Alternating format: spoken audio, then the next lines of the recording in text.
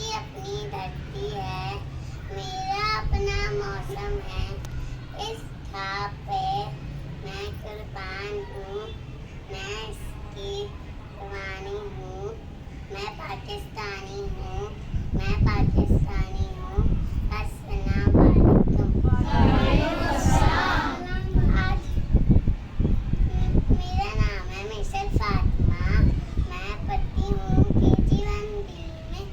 आज मैं आप लोग को बताऊँ कि हम 14 अगस्त क्यों मनाते हैं।